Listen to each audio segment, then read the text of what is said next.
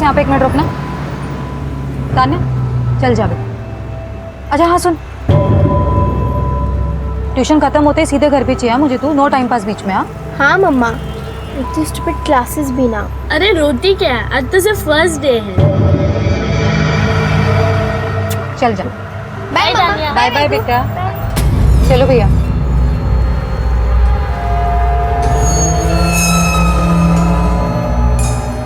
क्या देख रहे हो भैया? हाँ कुछ बोल रही हूँ मैं। चलो अभी। हाँ हाँ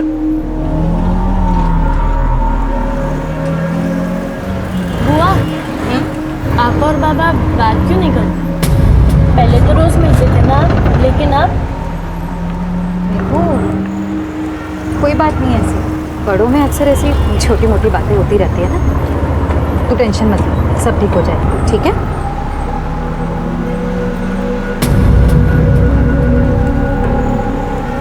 बस भैया यहीं पे रोक दो। बस बस, ये लो भैया।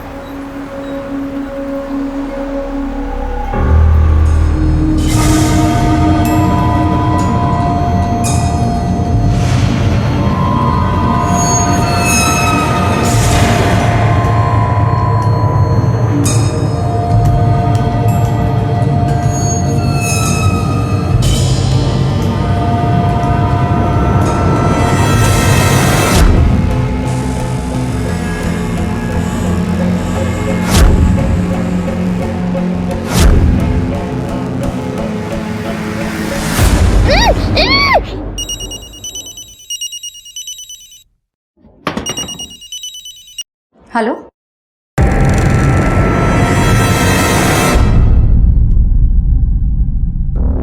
सर, हमेशा साथ ही आते हैं और रिक्शा भी वहीं रुकाते हैं। उसके बाद मैं अपने घर चली गई, मेघा भी अपने ही घर गई होगी ना। अरे गई होगी?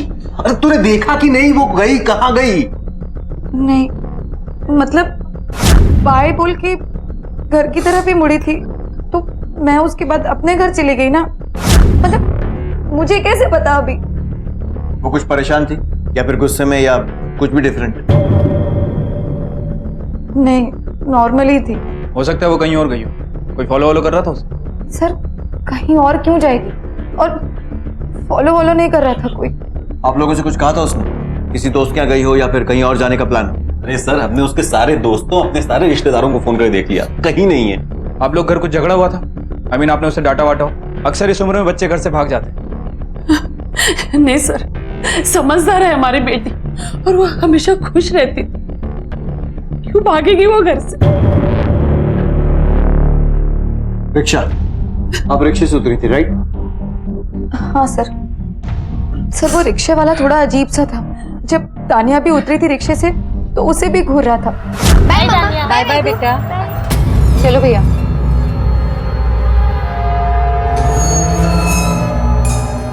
क्या देख रहे हो भैया? ध्यान किधर है? मैंने खुद टोका था उसे। आपको उस रिक्शे वाले की शक्ल याद है? मतलब ऐसा कुछ जिससे हम उसे आइडेंटिफाई कर सकें? कुछ भी, रिक्शे का नंबर या कुछ और? दिमाग पे जोर डालिए और जैसे याद है हमें बताइए। कामले, सर्च टीम ऑलरेडी तैनात है सर। रेडियस बढ़ाओ, ये टाइम बहुत क्रूशियल है। और अगर आपको कोई भी कॉल आता है फिरौती के लिए या किसी भी तरह की, हमें इन्फॉर्म कीजिए। जी सर। चलो सर। कामले, सर मेघा का फोटो सारे पुलिस स्टेशन और आसपास की बीट चौकीज में सर्कुलेट करो। कौन सी हेल्प? कैसी हेल्प? देख रहा हूँ मेरी कितनी हेल्प कर रही है तू। तेरे सामने कहीं वो चली गई और तू देखते कैसे रह गई रे? ऐसे बोलो जैसे मैं वही थी उस टाइम पे। छोड़ना सुरभि, किससे बात कर रही है तू? अरे ये तो खुद। क्या खुद दादा? दादा दोष लगाना ना बहुत आसान है। मेरी तकलीफ समझने की कोशिश की है कभी? एक तो मैं खुद यहाँ पे आकर के हेल्प करने की अरे हेल्प जा रहे, तू नहीं चाहिए तेरी हेल्प। और ये जो कर रही है ना नाटक यहाँ आके, ये तकलीफ हो रही है, मेघा को हो गई ये वो, बता दे रहा हूँ बंद कर दे। चल सुरभि चलना।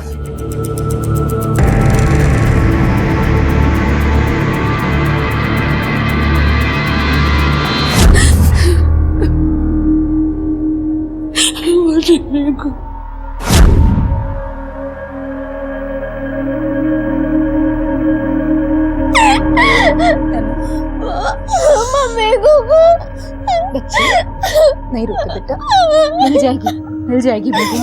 ढूंढ रहे ना, पुलिस ढूंढ रहे, मामा ढूंढ रहे ना मेघू को। हाँ ये मेघा और चित्रा यहीं आसपास रहते हैं, आप जानते हैं उन्हें? हाँ साहिब, रोज इधर से गुजरते हैं। आज शाम को भी गुजरे, ऑटो से उतरे और चले गए। मैं भी निकल गया। उस ऑटो ड्राइवर के बारे में कुछ बता सकते हो? मैं राउंड मार के आया तो मैंने देखा कि ऑटो वाला ऑटो में नहीं है। तो मैंने उसे इधर उधर देखा तो वो जिधर चित्रा और मेघा जी गए थे उधर से वापस आ रहा है। ए, वो तुम्हारा है? हाँ इधर खड़े करने का नहीं। चलो निकलो। हाँ हाँ जा रहा हूँ बाबा, चलो, चिल्ला चलो। क्यों रहा है? राउंड खत्म करके आप कितनी देर बाद वापस आए? यही साहब कोई 5 मिनट में।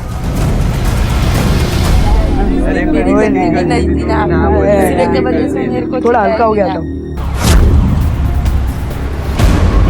लालच, हवस, ईर्ष्या, क्रोध, ये सब अपराध के कारण नहीं है, बल्कि ये मनोदशाएं हैं। इंसान को अपराधी बनाने के कारण है उसके जज्बात, जो कहीं ज्यादा जटिल और गहरे होते हैं। जटिल भावनाओं से जूझता हुआ इंसान इन जज्बातों में और उलझता जाता है।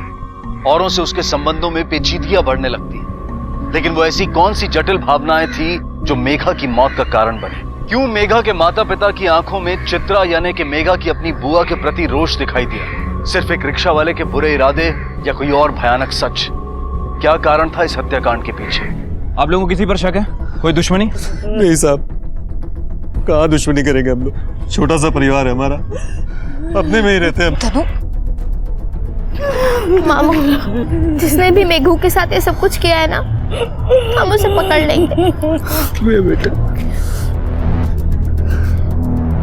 बेटा तुम्हें उस ऑटो वाले की शक्ल याद है? नहीं सर, वो मुझे याद नहीं। सर, मुझे वो ऑटो का स्टिकर मुझे याद है सर। उसका मैं स्केच बनवा सकती हूँ।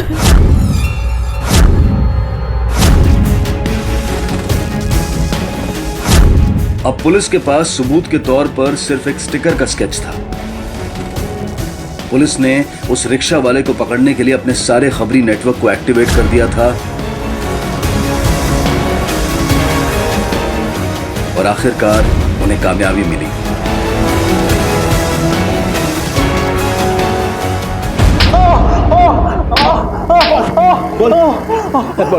मैंने कुछ नहीं किया, मैं सिर्फ वो औरत और लड़की को वहां छोड़ा, फिर निकल गया। झूठ बोलता है। वॉचमैन ने खुद बताया हमें कि उनको छोड़ने के बाद भी तू वहीं पे घूम रहा था। क्या कर रहा था? बॉडी को चिकाने लगा रहा था? नहीं साहब, मैं वो टॉयलेट करने गया था, बाजू में ही है।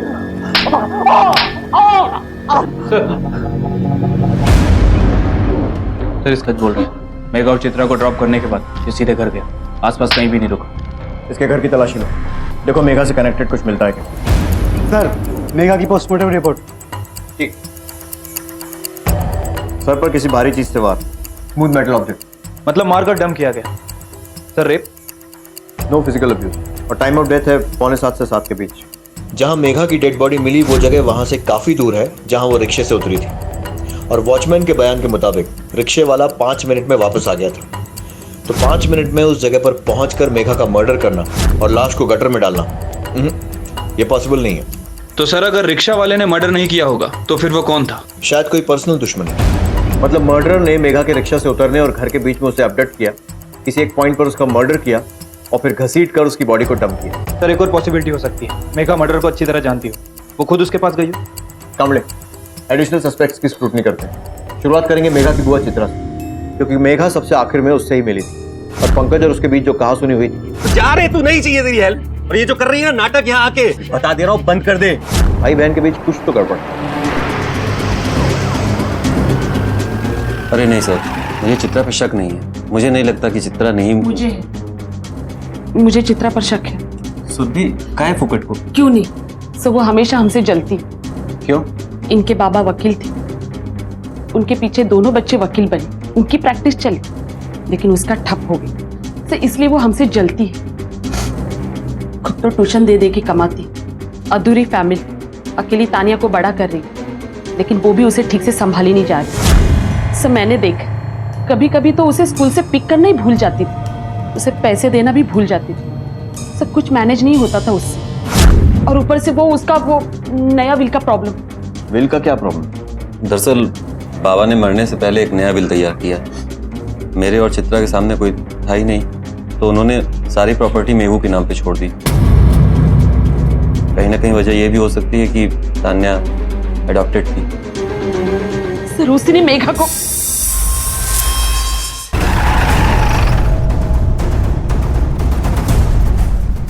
पूरे घर की तलाशी लो, एक एक कोना छान मारो। सर ये सब किस लिए? सर्च वारंट है हमारे पास। लेकिन सर मैंने क्या किया है? क्या जरूरत है इसकी? कुछ और जो उस दिन के बारे में बता सकती हूँ या भूल गई हो बताना। सर जो भी हुआ था मैंने आपको एग्जैक्टली बताया है।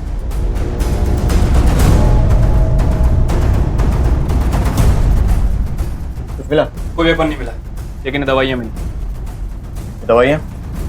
मुझे स्ट्रेस बहुत ज्यादा होता है इसलिए लेती हूँ। आपकी बेटी ताने बुलाइए उसको। ये बताओ, जब आप ट्यूशन से वापस आए तब मम्मी घर पे थी? हाँ। और मम्मी का मूड कैसा था? मम्मी गुस्से में थी या डरी हुई थी? मम्मा सैड थी क्योंकि तब मेघा मिसिंग थी। फिर मैं जब घर पर आई तब मम्मा ने मुझे बताया। और मम्मा पूरे समय घर में ही थी, कहीं भी नहीं गई बाहर, 2 मिनट के लिए भी? नहीं, मम्मा मेरे साथ ही थी। फिर हमें जब मेघा के बारे में पता चला तब हम दोनों वहां आए। तब मैंने आपको स्टिकर के बारे में बताया। Good, thank you. सर ये चित्रा हमेशा डरी डरी लगती है, डे 1 से मानो कुछ छुपा रही हो। सर हो सकता है कि तानिया से इसने सारे जवाब रटवाए हो। 5 फीट 4 इंच। क्या सर? पोस्टमार्टम रिपोर्ट के हिसाब से मेघा की हाइट है 5 फीट 4 इंच और चित्रा की इससे थोड़ी कमी होगी।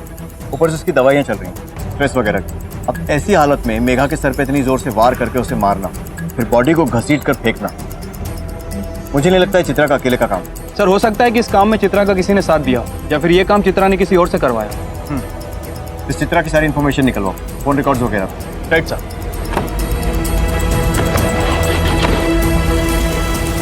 आजकल के जमाने में अकेले बच्चे को बड़ा करना बड़ा मुश्किल हो रहा होगा साहब उसके लिए। अच्छा, चित्रा एज अ टीचर कैसी है? वो टीचर वैसी अच्छी है साहब, पर कभी कभी ना उसका बिहेव अजीब होता है। एक बार उनका मूड खराब था, मेरी बेटी को डांट दिया, डरा दिया उसे। सर पागल औरत है वो, पागल। बड़ी मेहनती है वो। और वो जयंत, वो तो एकदम यूजलेस आदमी है साहब। कौन जयंत? उसका एक्स हस्बैंड। सर प्यार करता था इसीलिए उसकी कमियां दिखाई नहीं थी। पता नहीं कितना उसका बैड लक था और कितनी उसकी खुद की गलती है। सर हमेशा कोई ना कोई प्रॉब्लम। और एक कोर्ट भी, सिर्फ माँ है इसके लिए उसे कस्टडी। सर मैं जानता हूं कि मैं तान्या को कितने अच्छे से बड़ा कर सकता था, उसका ध्यान रख सकता था, लेकिन नहीं, ईगो पर आ गया उसके साथ। नहीं आने देगी तान्या को मेरे पास। सर ये जैन शायद ना बताया आपको, लेकिन वो चित्रा बहुत बड़ी ड्रामा क्वीन है।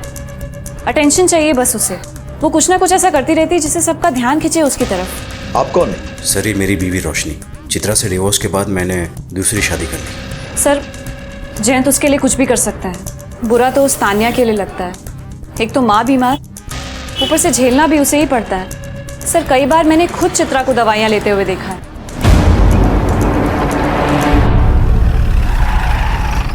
सर ये रही चित्रा की मेडिकल रिपोर्ट। जो दवाइयाँ वो लेती थी वो कोई नॉर्मल दवाई नहीं, बल्कि एंजाइटी और डिप्रेशन के काफी स्ट्रॉन्ग डोजेज।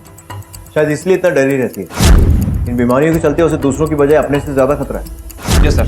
सबसे इंपॉर्टेंट चीज, चित्रा के फोन ट्रायंगुलेशन रिकॉर्ड। सर इस रिकॉर्ड के हिसाब से चित्रा ने हमसे झूठ बोला। सर वो ऑटो से उतरकर घर तो गई थी, लेकिन वहां ज्यादा देर नहीं रुकी। उसका फोन लगातार उस एरिया में लोकेट हो रहा था, और सर उस जगह पे भी जहां हमें मेघा की लाश मिली। सर मम्मा मिसिंग है। वो बाहर गई थी पर अब तक घर नहीं लौटी। उनका फोन भी नहीं आया। मैंने खुद ने ट्राई किया था पर फोन बस रिंग हो रहा है। मुझे बहुत डर लग रहा है सर।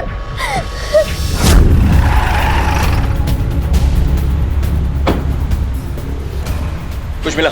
नहीं सर, पड़ोसी आसपास फेरी वालों सभी से पूछताछ की, लेकिन किसी ने चित्रा को कहीं नहीं देखा। तान्या तुम हमारे साथ भी तो रह सकती हो ना, और पापा भी तो होंगे। पर वहाँ मेरी मम्मा तो नहीं होगी ना?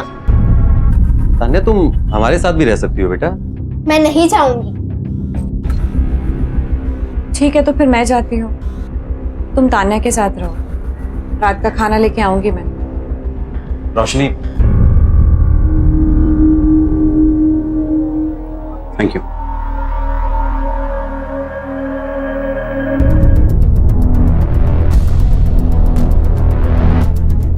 चित्रा की कोई खबर? किसी ने कुछ कांटेक्ट करने की कोशिश की उसकी तरफ? No sir. सर आप प्लीज मेरी मम्मा को ढूंढ लेंगे प्लीज? बेटा हम पूरी कोशिश कर रहे हैं, बहुत जल्दी आपकी मम्मी को ढूंढ लेंगे। ओके कुछ नहीं होगा मामा। सर, ये रहे चित्रा के latest phone records. Sir, record के मुताबिक चित्रा ने आखिरी बार अपने भाई पंकज से बात की थी। और कुछ कोई अननोन नंबर? नहीं सर, नॉर्मली स्टूडेंट से बात की है और कभी कभार जैन से। इनफैक्ट मेघा की मौत के बाद चित्रा ने पंकज और सुरभि से बहुत कम बात की। कामड़े, व्हाट इफ मेघा की डेथ से चित्रा का कुछ लेना देना है ही नहीं और उसका गायब होना अपने आप में एक अलग मामला है। पंकज और सुरभि, अगर उन्हें पूरा यकीन है कि मेघा के मरने में चित्रा का हाथ है तो बदला लेने के लिए वो कुछ भी कर सकते हैं। फिर जयंत और रोशनी, जिन्हें चित्रा के गायब होने से तानिया की कस्टडी मिल जाएगी। जी, चित्रा से उस दिन बात हुई थी मेरी। किस बारे में? तान्या के लिए। अब मेघा तो रही नहीं, तो सुरभि ने और मैंने डिसाइड किया था कि जो भी कुछ मेघा के नाम था, प्रॉपर्टी वगैरह वगैरह, वो सब तान्या के नाम कर देंगे। कल तक तो तुम्हें चित्रा पर बहुत गुस्सा था, अब ऐसा क्या हुआ? सर, गुस्सा अभी भी है, लेकिन चित्रा पर, तानिया पर नहीं। सर, एडॉप्टेड है तो क्या हुआ, है तो हमारी घर की ना। सर, मुझे चित्रा को गायब करके क्या मिलेगा? तानिया की कस्टडी। लेकिन तान्या की कस्टडी के लिए मैं चित्रा को नुकसान थोड़ी पहुंचाऊंगा। सर, तान्या चित्रा से बहुत अटैच थी, उसकी खुशी छीनना मैं सोच भी नहीं सकता। जयंत, तानिया और चित्रा की लाइफ में काफी इन्वॉल्व। चित्रा के रोज रोज के नए ड्रामे जयंत को इन्वॉल्व होना ही पड़ता है। तो कहीं ऐसा तो नहीं है कि जयंत को रोज रोज के नए ड्रामों से छुटकारा दिलाने के लिए चित्रा को आपने ही गायब करवाया? सर, मैं अगर ऐसी औरत होती तो कब का चित्रा और जयंत के कांटेक्ट तोड़ चुकी होती मैं। चित्रा के बारे में सबकी राय अलग थी, पर क्या थी चित्रा की सच्चाई? अकेली माओं के प्रति समाज की उपेक्षा से जूझती एक महिला, मनोवैज्ञानिक मुश्किलों से पीड़ित एक मरीज, या फिर मेघा की बेरहम कातिल? क्या चित्रा की गुमशुदगी का मेघा की हत्या से वाकई कोई ताल्लुक था? बहरहाल चित्रा की गुमशुदगी से एक व्यक्ति की जिंदगी तहस नहस होती हुई दिखाई दे रही थी, और वो थी उसकी बेटी तान्या की। बेटा, हम आपकी मम्मी को ही ढूंढ रहे हैं, लेकिन आप ऐसे बिना किसी को बताए कहीं भी नहीं जा सकते। सॉरी सर, जैन को कॉल किया था, वो आ रहा है। सर, आप प्लीज मेरी मम्मा को जल्दी ढूंढ दीजिए, वो बहुत जल्दी डर जाती है, उन्हें वो एंजाइटी अटैक आता है। और जिस रात मेघा की डेथ हुई उस रात भी उन्हें वो अटैक आया था। एक मिनट, जब मेघा की डेथ हुई थी उस दिन क्या हुआ था, ठीक से याद करके बताओ। उस रात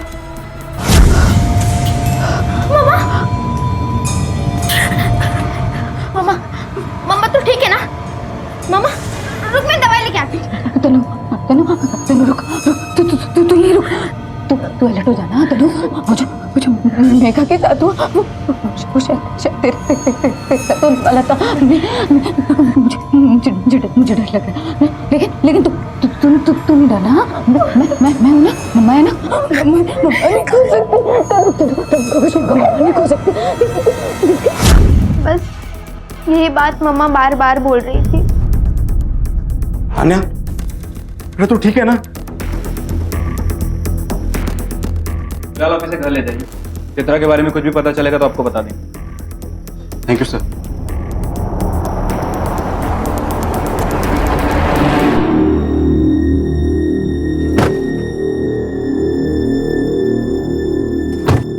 अच्छा बेटा, पुलिस ने क्या पूछा तुमसे? वही सब, मम्मा का मूड, फिर वो एंजाइटी अटैक। मेरे बारे में कुछ पूछ रहे थे वे? पापा, मम्मा ठीक तो है ना? हाँ बेटा।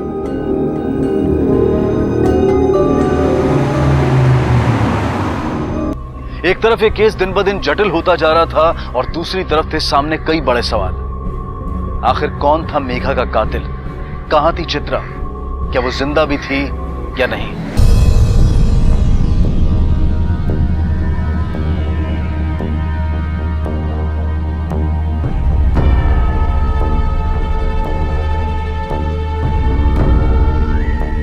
अब वो होश में आ गई, मैं चलता हूं। Thank you doctor.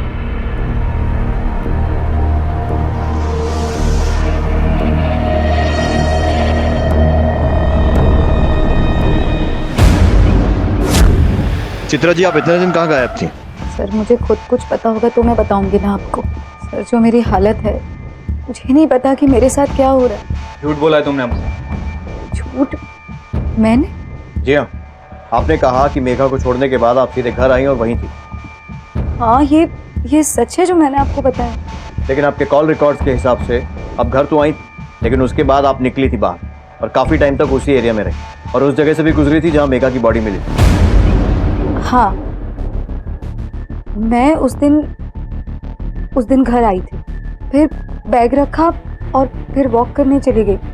फिर जब वापस आई तब दादा का फोन आया कि मेघा घर पे नहीं पहुंची। हेलो,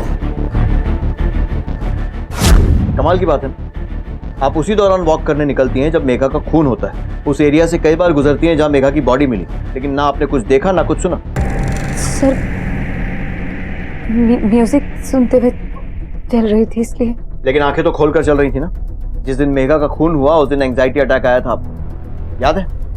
तान्या ने बताया हमें जो मेघा के साथ हुआ वो शायद तेरे साथ होने वाला था। मैं हूँ लेकिन तू भी सावधान रहना, वगैरह वगैरह। मेघा के साथ हुआ वो शायद तेरे साथ होने वाला था। क्या मतलब था इस सब का? मतलब क्या होगा सर? तान्या मेरी बेटी है, मेघा के साथ जो भी हुआ वो कहीं मेरी बेटी के साथ ना हो जाए, बस इसी बात का स्ट्रेस था। बहुत डर लग रहा था इस बात से। सर, मैं क्रिमिनल नहीं हूँ। अपनी दवाइयाँ टाइम पर लेती रहिएगा, कहीं ऐसा ना हो कि हम आपसे पूछताछ करने आए और आपका पता ही ना हो।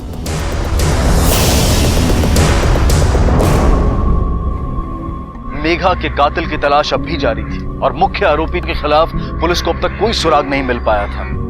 मेघा मर्डर केस मानो थम सा गया था। 7 महीने बीत चुके थे। वहां मेघा के माता पिता शोक में जी रहे थे और यहाँ चित्रा और तान्या एक सामान्य जिंदगी जीने की कोशिश कर रहे थे।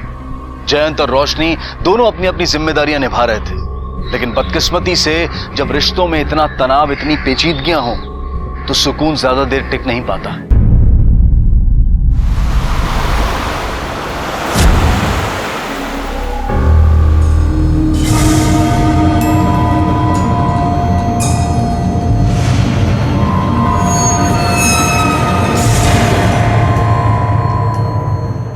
अपनी बेटी को स्कूल से पिक करने गई थी, लेकिन स्कूल में वो नहीं थी। फिर मैं घर आई वापस, फिर जैन से भी पूछा, लेकिन जैन को भी कुछ भी नहीं पता। सर, मैं हाथ जोड़ती हूँ, प्लीज किसी भी तरह मेरी बच्ची को ढूंढ लीजिए, प्लीज। शांत हो जाओ। कैसे हो जाओ जैन? तुम्हें याद है मेघा के साथ क्या हुआ था? मुझे बस बार बार मेघा के बारे में सोचकर। क्यों, कोई कनेक्शन है क्या मेघा के मरने और तान्या के गायब होने में? कुछ है तो बताइए। नहीं, बस अंदर से इंट्यूशन आ रही है, बहुत डर लग रहा है मुझे। अन्या,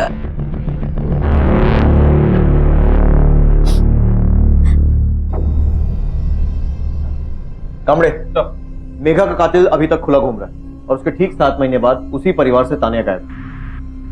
कोइंसिडेंस है या? सर, अगर किडनैपिंग होगी तो कोई ना कोई रैंसम कॉल जरूर आएगा, लेकिन अगर दुश्मनी के चलते ये सब हुआ होगा तो कुछ नहीं कह सकते। बार बार मेघा की बात करके चित्रा, पंकज और सुरभि की तरफ ही इशारा कर रही है। सर, एक और पॉसिबिलिटी हो सकती है। हो सकता है कि माँ और बेटी के संबंध अच्छे ना हो। I mean, चित्रा हमेशा बीमार रहती है, शायद इसी वजह से तान्या घर छोड़ के भाग गई है। तान्या के फोटो सर्कुलेट करो सारे पुलिस स्टेशन में, उसके स्कूल के आसपास और उसके घर के आसपास, शायद उसके भागने का कुछ सुराग मिले। Right sir. अगर किडनैपिंग होती तो रैंसम कॉल अब तक आ चुका होता। हमें लगता है कि तान्या खुद ही भागी है। लेकिन वो क्यों भागेगी? आपकी वजह से, मतलब आपकी बीमारी की वजह से, या फिर? तान्या मेरी बीमारी से बिल्कुल अनजान नहीं थी और ना ही कभी मैंने छिपाया है। सर, ऐसा कोई चांस नहीं, कुछ नहीं हो सकता। तो फिर किसी पर शक है आपको? मुझे क्या देख रही? तुमसे पूछ रहे तो दो जवाब। सुन पाओगे तुम?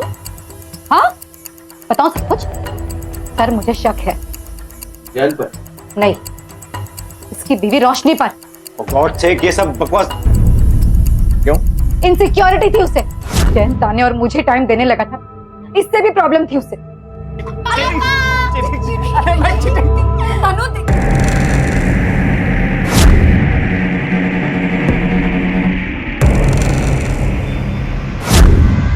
रोशनी,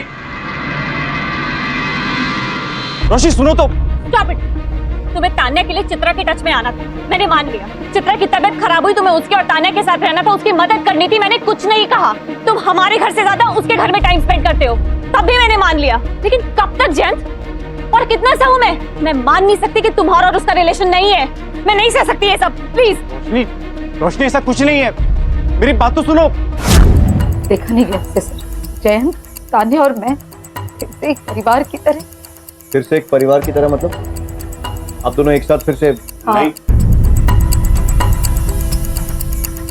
अब पता नहीं इसके दिमाग में क्या चल रहा है, क्यों ऐसी बकवास कर रही है। सर रोशनी इस टाइप की औरत है ही नहीं कि किसी को, इनफैक्ट शक तो पंकज और सुरभि पे होना चाहिए। क्यों? चित्रा ने ही मुझे बताया था कि सुरभि आई थी उसे धमकाने की। ये सही है? अब मैं तेरे को छोड़ूंगी नहीं, तू नहीं मेरी मेघा को। बहनी क्या बोल रही हो? जब पुलिस को तेरे पे शक हुआ तो भाग गई, और अब माहौल का माहौल जमा नहीं तो बीमारी का नाटक करके वापस आ गई। बहनी तो पहले शांत हो जा। मेरी पुलिस। दादा बहनी क्या बोल रही है ये? छोड़ो, मरने दे उसको, पुलिस अपना जांच कर रही है ना। इस बार तो नाटक करके तू बच गई, लेकिन अगर मुझे इंसाफ नहीं मिला ना तो छोड़ूंगी नहीं तेरे को। मेरे बच्चे को तो मुझसे दूर करती, तुझे भी तेरी औलाद का सुख मिलने नहीं दूंगी। अच्छा, उस दिन तानिया के बारे में कुछ अजीब बात नोटिस की आपने? जी सर। क्यों? एक्चुअली वो रिसेस के बाद अपने घर चली गई थी ना, स्कूल ऑफिस में फोन आया था एंड आई थिंक वो फोन पुलिस का ही था। पुलिस का फोन? जी सर, उसकी मदर को कुछ हुआ था, उसके फादर उसे लेने आने वाले थे, हमें लगा इमरजेंसी है तो जाने दिया, और उसके बाद तो वो स्कूल भी नहीं आई। आपके स्कूल ऑफिस का नंबर दीजिए। सर, ये रहे चित्रा के phone triangulation record. Sir, record के हिसाब से कंफर्म होता है कि चित्रा उस दिन घर पे ही थी। सर, मैं जयंत के ऑफिस में पूछताछ की है, उससे पता चलता है कि वो भी उस दिन ऑफिस में ही था। सर, अब बात आती है स्कूल में आया उस कॉल की। सर, ट्रेस किया तो पता चला है किसी पीसीओ का नंबर है। आसपास इंक्वायरी की, लेकिन किसी ने भी कुछ अजीब बात नोटिस नहीं की। मतलब किसी ने तानिया के स्कूल में पुलिस के नाम से फेक कॉल किया उसे बाहर निकालने के लिए, कोई ऐसा जो चित्रा की बीमारी के बारे में जानता था। सर, अब तो ये किडनैपिंग केस बनता जा रहा है, और मेघा का मर्डर केस अभी भी ओपन है।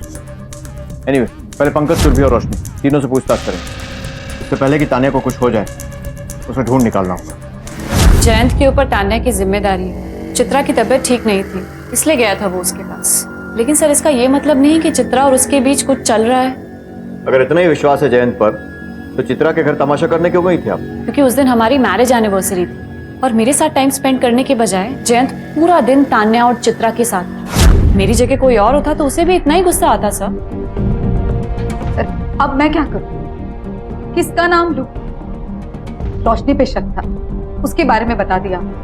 सुरभि बहनी ने आके धमकाया था, वो भी बता दिया आपको। अब सर, मुझे कुछ नहीं पता। लेकिन सुरभि और पंकज तो खुद जो कुछ मेघा के नाम है वो तानिया के नाम करना चाहते हैं। सुरभि ने और मैंने डिसाइड किया था कि जो भी कुछ मेघा के नाम था वो सब तानिया के नाम कर देंगे। तानिया के लिए ये सब क्यों करेंगे वो लोग? सर, मैं आपको बताती हूँ कि सच क्या। हाँ, हम मिले दादा के घर। अच्छा, तान्या को गोद लेना चाहते हो आप लोग, है ना? सुन चित्रा, ये तेरी लॉ की प्रैक्टिस या तेरी शादी नहीं है, समझी क्या? कि जब चाह अपना लिया, जब चाह छोड़ दिया। कल को तेरा उससे भी मन उब जाएगा, कहाँ फेंकेगी तू तानिया को? ना दादा, बस करो अपनी बकवास। रही बात तान्या की ना, तो तान्या मेरे ही पास रहेगी, अपने माँ के पास। पर आज तक मैंने अपनी बीमारी के लिए किसी को भी जिम्मेदार नहीं ठहराया, लेकिन उस दिन जो मुझे अटैक आया था वो सिर्फ और सिर्फ दादा और वहिनी की उसी बकवास की वजह से आया था। और वही सब सोचते सोचते मैं मार्केट तक निकल गई, और फिर मुझे एंजाइटी अटैक आया। हम लोग तान्या को गोद लेना चाहते थे, उसके प्यार से परवरिश करना चाहते थे। हमने उसको कुछ नहीं किया। हम लोग क्यों करेंगे ऐसा? क्योंकि गुस्सा था आपको कि उसे गोद नहीं ले पाए, और इसीलिए उसे चित्रा से अलग भी कर दिया। नहीं सर, ऐसा कुछ नहीं है। क्या है और क्या नहीं है वो तो हम देख लेंगे।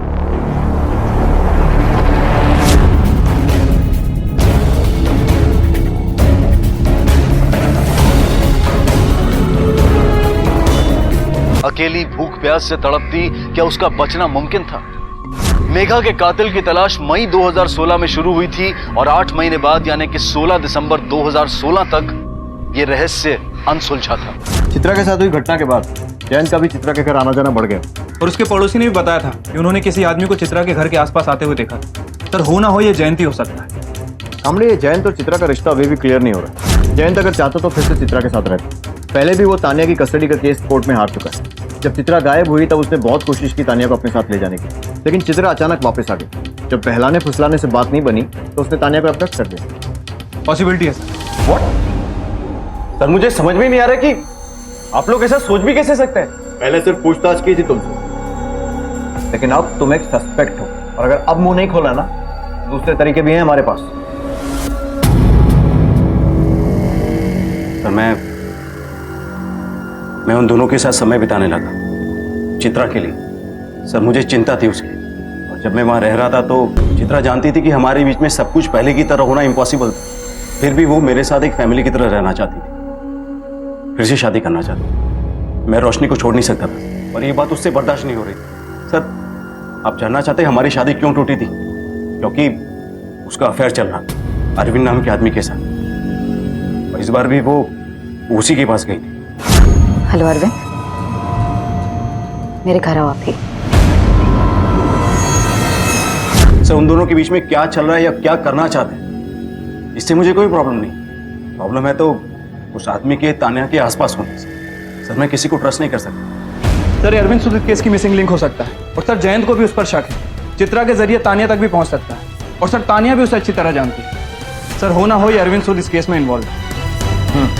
कांबले, इस अरविंद सूद के एंगल को फॉलो करो। मैं मेगा मर्डर केस को परस्यू करता हूँ। जिस तरह अरविंद तान्या के गायब होने में मिसिंग लिंक हो सकता है, वैसे ही शायद मुझे लगता है कि मेघा के मर्डर की मिसिंग लिंक मिल गई। देशमुख, नंबर दे रहा हूँ, उसके कॉल रिकॉर्ड निकालो। चित्रा के डाइवोर्स के बाद से तुम उसी के साथ थे ना? नहीं सर, उसको तो काफी टाइम हो गया। जब उसका डिवोर्स हुआ था तब कुछ टाइम के लिए मैं उसके साथ रहा था, फिर मैंने उसे क्लियर कर दिया कि मुझे बच्चों की रिस्पॉन्सिबिलिटी अभी नहीं लेनी, और तान्या का फादर बनने में मुझे वैसे भी कोई इंटरेस्ट नहीं था सर। चित्रा को ये बात जमी नहीं, और वहीं रिलेशनशिप खत्म हो गई सर।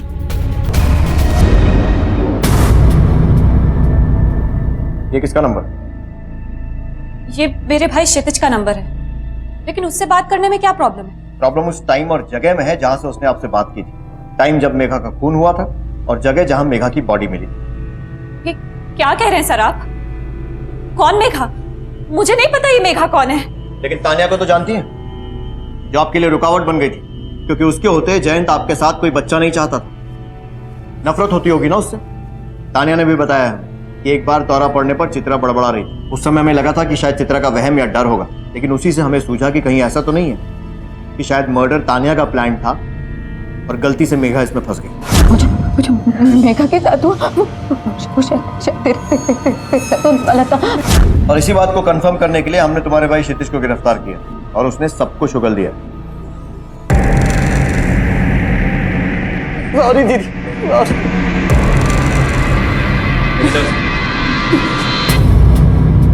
तंग आ गई थी मैं। तान्या तान्या तान्या, मेरे भी सपने थे सर।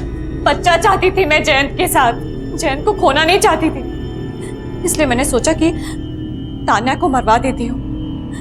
वो तो मेघा गलती से बीच में आ गई सर। उस दिन रिक्शे से तान्या पहले उतर गई। और तब की गई हो गलती को अब सुधारा तुमने, तान्या को गायब करके। बताओ कहाँ है वो? सर मैंने कुछ नहीं किया। मेघा के जाने के बाद मेरी लाइफ में इतनी भर सी शांति नहीं मिली है मुझे। वो तो मेघा का मैटर दब गया, मैं बच गई, तो फिर मैं ये सब क्यों करूंगी सर? जब तक ये सच नहीं बोलती है, मारो इसे। देखते हैं तान्या कैसे नहीं बची। सर मैंने तान्या। आखिरकार मेघा के कातिल का पता चल गया, लेकिन लाख कोशिशों के बावजूद भी पुलिस ये साबित नहीं कर पाई कि रोशनी ने ही तान्या का अपहरण भी किया था।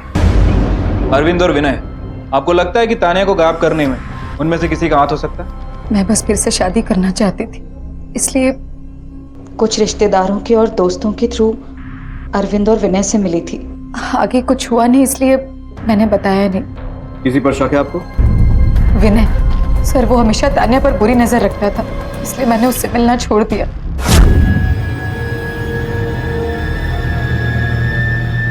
पर वो औरत अजीब है। उसने उसके पहले वाले पति जयंत को झूठ बोला कि मैं उसकी बेटी तानिया उस पर बुरी नजर डाल रहा था। और उस जयंत ने मेरी ये हालत की, और ये सब सिर्फ उसने इस वजह से किया है कि उसको जयंत से अटेंशन चाहिए थी। अरे सर, वो अब भी जयंत से ही प्यार करती है। सर मैंने ये सब जयंत के लिए नहीं किया, और मैं जयंत को विनय के बारे में बताती भी तो क्या बताती? आखिर तान्या जयंत की भी तो बेटी है, और मेरा जयंत से कोई लेना देना नहीं था। मुझे बिल्कुल नहीं पड़ी थी जयंत की, लेकिन मुझे नहीं पता था कि जयंत विनय को इतना मारेगा। हमें पता चला है कि आपने सुसाइड करने की कोशिश की थी। बस थोड़ी डिप्रेशन में थी, और उस रात लगा जैसे कि सुसाइड के अलावा और कोई ऑप्शन नहीं है। लेकिन आपको लगता है कि तान्या इसकी वजह से भागी? हो सकता है वो ये सब देखकर डर गई, या फिर शायद कहीं अपने आप को इस सब के लिए दोषी मानती है? कुछ कहा था उसने आपसे? नहीं, कुछ भी नहीं। सर मैंने तानिया के स्कूल में टीचर्स और बाकी के स्टूडेंट से भी बात की। सर उनमें से किसी को भी नहीं लगता कि तानिया को अपनी माँ चित्रा से कोई प्रॉब्लम है। और किस किस के टच में थी तानिया? सर और किसी के नहीं, बॉयफ्रेंड वॉयफ्रेंड का भी कोई चक्कर नहीं। कमले, जिस दिन मेघा का खून हुआ तानिया ऑटो से बीच में ही उतर गई किसी ट्यूशन के लिए। हाँ सर, मैथ की ट्यूशन के लिए। तानिया की कजिन मेघा के डेथ के बाद में चित्रा बहुत डरने लगी थी। उसके बाद में उसे मैनेज करना बहुत मुश्किल हो गया था। चित्रा को? नो, तानिया नशा करने लगी थी।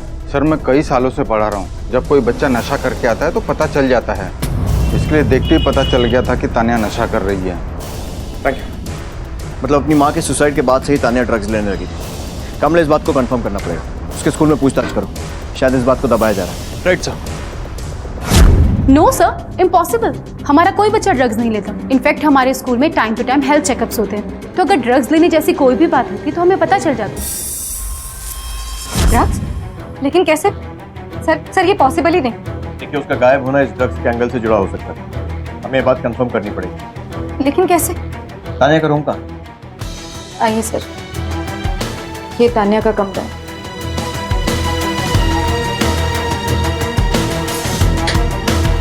मुझे विश्वास नहीं हो रहा है सर, मैंने एक सेकंड के लिए भी कभी तानिया को अपनी नजरों से ओझल नहीं होने दिया। फिर ये ड्रग्स वक्त सब कहाँ से? कमले, इसे फॉरेंसिक में भेजो, बालों की टेस्टिंग के लिए। Right sir. तानिया के बालों को जिस फॉरेंसिक लैब में भेजा था, ये वहाँ के डॉक्टर। सर, तानिया के बाल टेस्ट किए हमने। बालों के ऊपर के 1 सेंटीमीटर के हिस्से में लॉर्जेपम मिला, जो कि एक किस्म का ड्रग है, क्योंकि बाल औसतन 1 सेंटीमीटर पर मंथ की तेजी से बढ़ते हैं। मतलब तानिया करीब 1 महीने से ये ड्रग छोटे छोटे हिस्सों में ले रही होगी। ये ड्रग्स लिया कैसे जाता है, पाउडर या इंजेक्शन? ये दवाइयों में होता है और मेडिकल शॉप से खरीदा जा सकता है। किस तरह की दवाइयाँ? एंटी डिप्रेशन, एंजाइटी, इस तरह की दवाइयों में। चित्रा की दवाई? रिडिक्युलस। क्या कह रहे हैं आप? अरे आप सोच भी कैसे सकते हैं कि मैं अपनी बेटी को खुद? आपने बॉक्स पर देखा क्या लिखा है? Keep out of reach of children. मैं पागल नजर आती हूँ आपको? तानिया टैबलेट्स लेती थी और ये साबित भी हो चुका है। क्यों देती तुम इसे टैबलेट? मुझे क्या पता छिप के लेती होगी। लेकिन खरीदती तो तुम ही थी ना, जबकि तुम वो टैबलेट्स लेती भी नहीं। तुम्हारे साइकेट्रिस्ट से बात की हमने। That's not possible. ये टैबलेट वो क्यों लेगी? पर चित्रा ये टैबलेट लेती है और आप ही ने उसे प्रिस्क्राइब किया। हाँ किया था, लेकिन 1 साल पहले। 1 साल से तो मैं चित्रा को दूसरी टैबलेट प्रिस्क्राइब कर रही हूँ, जो काफी माइल्ड है। फिर भी तुम वो टैबलेट्स खरीदती थी।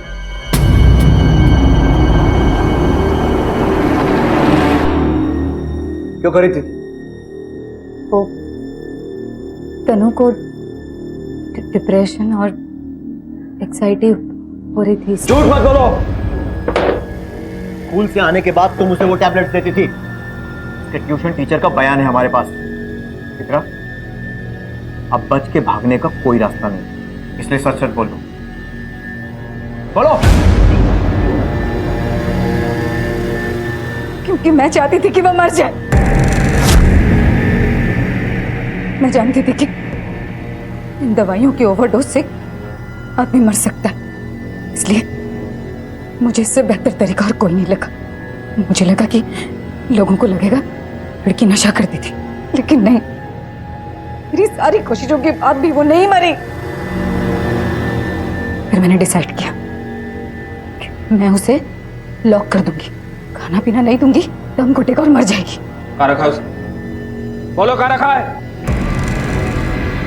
पुराने ऑफिस में नहीं, करियर में फेल हुई, दादा को निराश, बाबा को भी निराश किया, मां नहीं बन पाई, वहां भी नाकामयाबी। जयंत को तो पहले ही खो चुकी थी मैं, लेकिन जब हम लोगों के साथ दोबारा समय बिताने लगा तो मुझे लगा था कि शायद सब कुछ पहले जैसा हो जाएगा, फिर से मेरा एक परिवार फिर से इकट्ठा हो जाएगा, मुझे फिर से एक परफेक्ट फैमिली मिलेगी। लेकिन नहीं, फिर वहां भी फिर ये तान्या ही रोक रही थी मुझे, क्योंकि मैं तो अपनी नई जिंदगी शुरू करना चाहती थी। तान्या के रहते ही ये पॉसिबल ही नहीं था, किसी के पास छोड़ भी नहीं सकती थी उसे। नहीं तो फिर वही दादा, वही नहीं जयंत, रोशनी के सामने फिर हार जाती। नहीं चाहती थी मैं ये हार, ये फेलियर वो नहीं चाहती थी। फिर मैंने डिसाइड किया कि अगर अपनी जिंदगी मुझे नई सिरे से शुरू करनी है तो फिर इस तान्या को अपने जीवन से हटाना होगा। इसलिए उस दिन मैंने फोन घर पे छोड़ा और तान्या को बाहर से एक फेक कॉल किया। चित्रा दुनिया को दिखाना चाहती थी एक पूरा परिवार, सुखी परिवार। अपनी बेटी की अकेले परवरिश करने पर उसे गर्व महसूस होने की बजाय निराशा महसूस हुई। ये कौन सी कामयाबी है जिसकी फिराक में उसने अपनी ही बेटी की हत्या कर दी? कामयाबी होती है अपनों के प्यार और विश्वास में, पूर्णता होती है अटूट रिश्तों में, और परफेक्शन पाया जाता है सुकून और संतुष्टि में।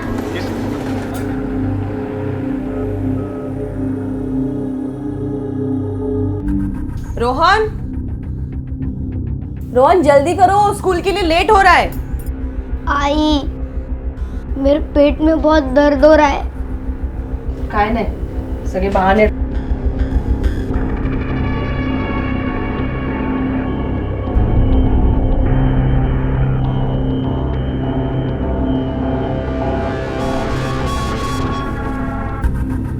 आहो, सब्जी खत्म हो गई, मैं मार्केट जाके आती हूँ।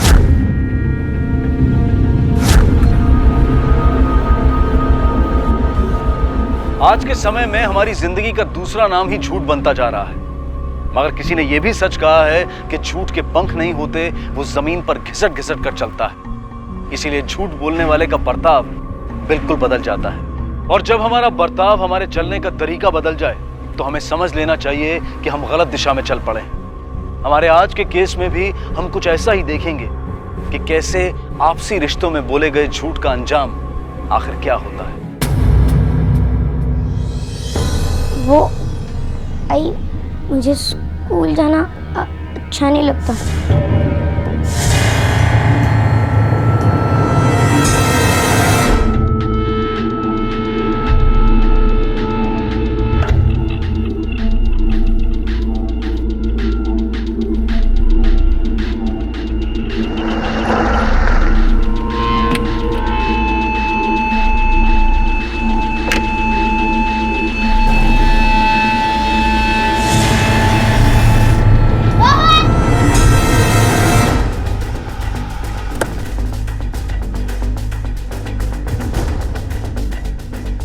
सर, मेरा बच्चा कहीं खो गया, आप प्लीज उसे ढूंढ दीजिए।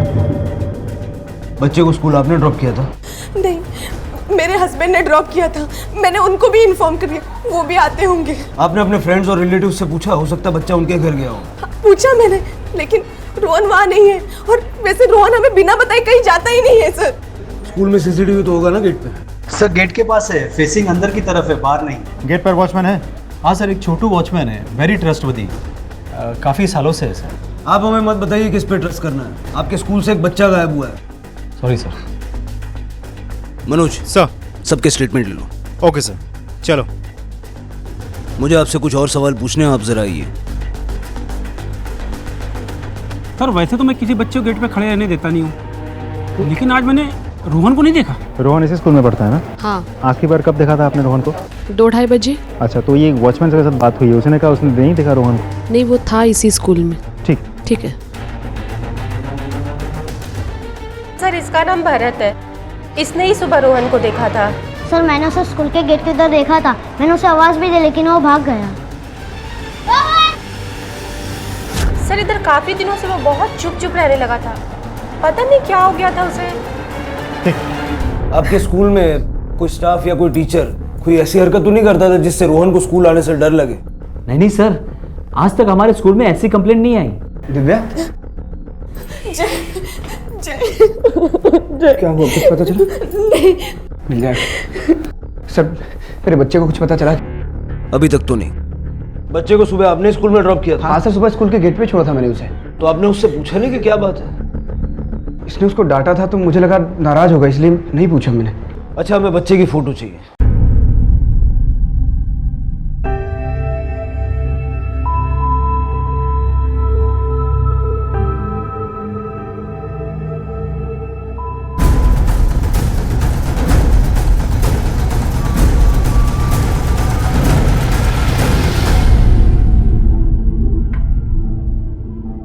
ऐसे हाथ पे हाथ रख के बैठने से कुछ नहीं होने वाला है।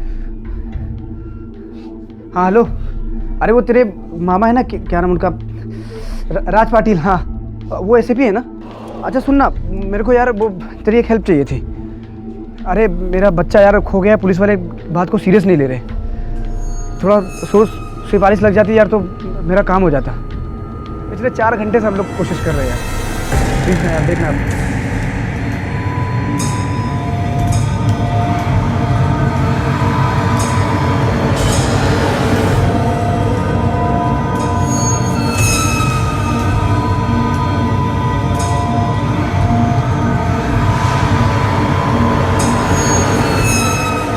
हेलो हेलो, पुलिस पूछताछ कर रही थी। कहीं ऐसा ना हो कि उन्हें हमारे बारे में पता चल जाए। मुझे बहुत डर लग रहा है।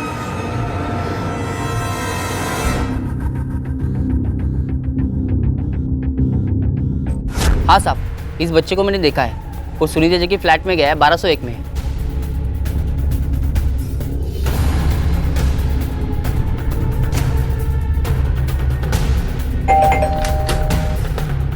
रोहन का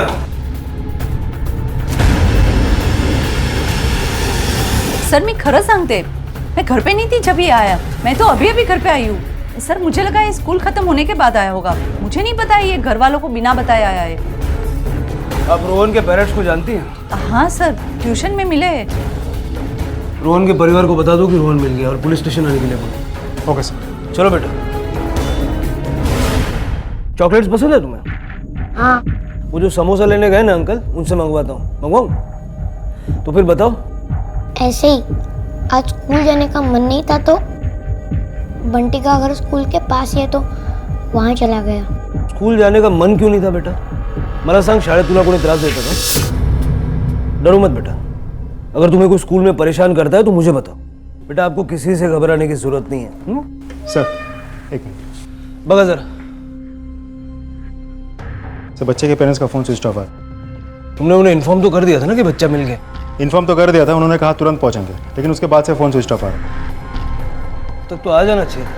बड़े लापरवाह माँ बाप है। चलो हम इसे छोड़ देते हैं। सर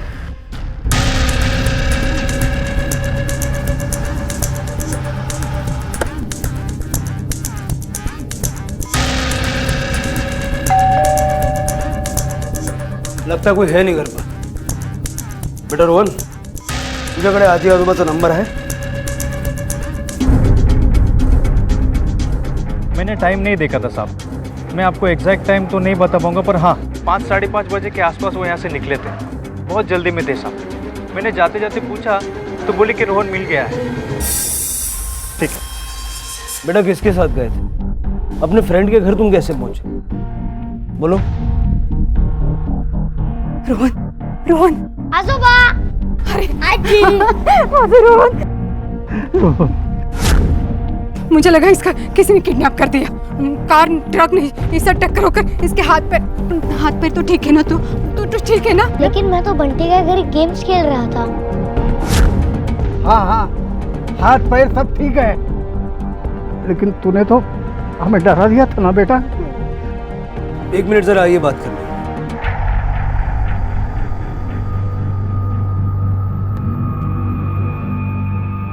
आपको कोई खबर नहीं कि इसके माँ बाप का है? नहीं साहब, उसका फोन स्विच ऑफ था।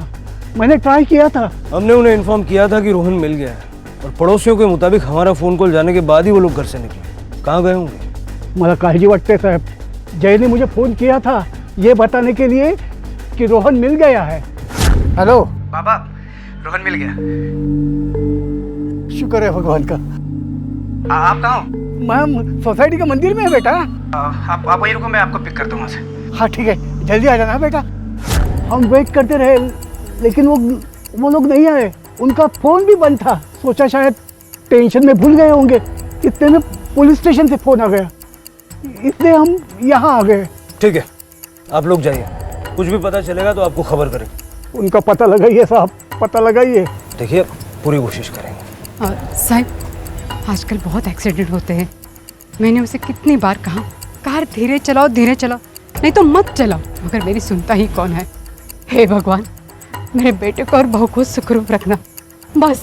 चलो अब पुलिस को उनका काम करने दो। चलो। हाँ चलो चल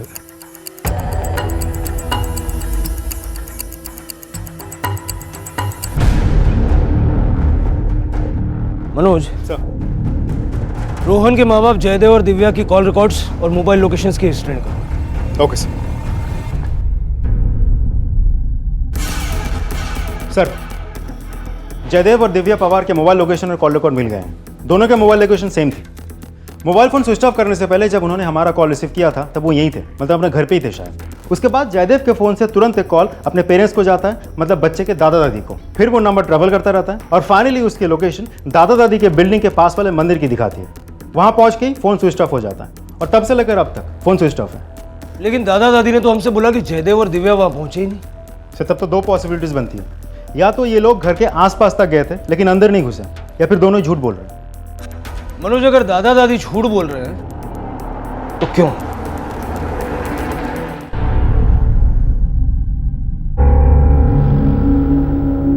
तू स्कूल से क्यों भाग गया? सारे परेशान हो गए ना? तेरे आई बाबा आएंगे ना तो तुझे बहुत डांट पड़ने वाली है। हाँ, मुझे नहीं जाना उनके पास, अब मैं यही रहने वाला हूँ। अरे पण तो स्कूल से गया क्यों? मुझे लगा स्कूल खत्म होते ही मैं घर चला जाऊंगा।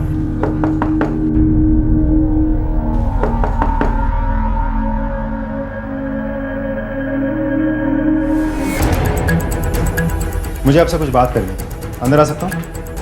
जी आइए। शुक्रिया। जयदेव और दिव्या के मोबाइल लोकेशन से हमें पता चला है कि वो लोग घर से निकलकर यहाँ आए थे, लेकिन आपने हमें बताया कि आपको लेने वो यहाँ नहीं आए। नहीं साहब, मैंने सच बताया था, इसीलिए तो भागते भागते हम लोग पुलिस स्टेशन आए। तो फिर किधर गए होंगे? उनका कोई दोस्त, रिश्तेदार या जान पहचान वाला रहता है आसपास कहीं? उसका छोटा भाई सुमित और उसकी बीबी काजल हैं, लेकिन वो दोनों यहाँ नहीं रहते, मलाड में रहते हैं। और दूसरा उसके पहचान वाला यहाँ कोई है ही नहीं। अच्छा, उनकी कोई फोटो तो होगी आपके पास? यहाँ है। दीजिए ज़रा। अरे उनकी गाड़ी का नंबर भी दीजिएगा। ठीक, जरा जयता फोटो क्यों लेना। पवार साहब कल इधर आए थे? जी साहब, दरअसल उनका पोता गायब हो गया था, इसलिए वो लोग यहाँ पूजा करने आए और हनुमान जी की ऐसी कृपा हुई, उनका पोता मिल भी गया। और उनके बेटे का फ़ोन आया था, वो उन्हें लेने भी आने वाला था, लेकिन काफ़ी देर तक इंतज़ार किए वो लोग, वो आया नहीं। फिर वो लोग चले गए। सर, मैंने वॉचमैन से भी पूछताछ की, लेकिन उससे भी कुछ खास जानकारी नहीं मिली। मनोज, इनके फोटो सारे पुलिस स्टेशन में सर्कुलेट कर दो और आसपास के सारे हॉस्पिटल्स में पता करो कहीं कोई हादसा तो नहीं हुआ। जयदेव की गाड़ी का नंबर मिला? Yes sir. गाड़ी को इमीडिएटली ट्रेस करो। Okay sir. अब हम क्या करेंगे? क्या करेंगे? सब तेरी वजह से हुआ है, तेरी एक गलती ने सब खत्म कर दिया।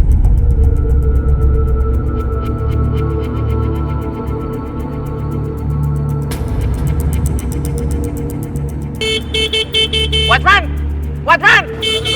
हाय वॉचमैन! जी साहब। गाड़ी किसने लगाई इधर? हाँ? पता नहीं साहब, ये गाड़ी कौन लगा के गया इधर। अरे गाड़ी कोई भी खड़ा करके जाता है, तुमको कोई ध्यान नहीं है क्या? साहब, अब बिल्डिंग के बाहर का कोई क्या कर सकता है साहब? कितना हादसा हो रहा है मालूम है? ये कुछ हो गया तो जिम्मेदारी कौन लेगा? तुमको मालूम नहीं है कुछ? क्या सिक्योरिटी गार्ड का काम करता है तुम?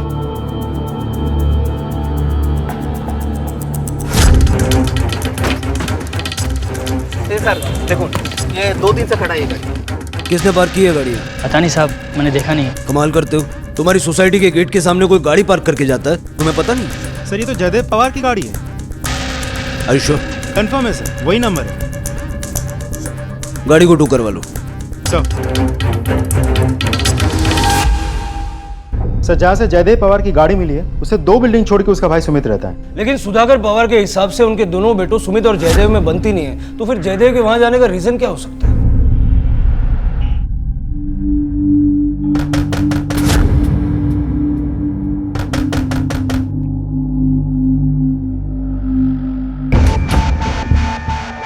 ओ साहब, आओ सुनो तो, क्या हुआ है कुछ बताएंगे? तुम्हारा भाई का कौन? जयदेव?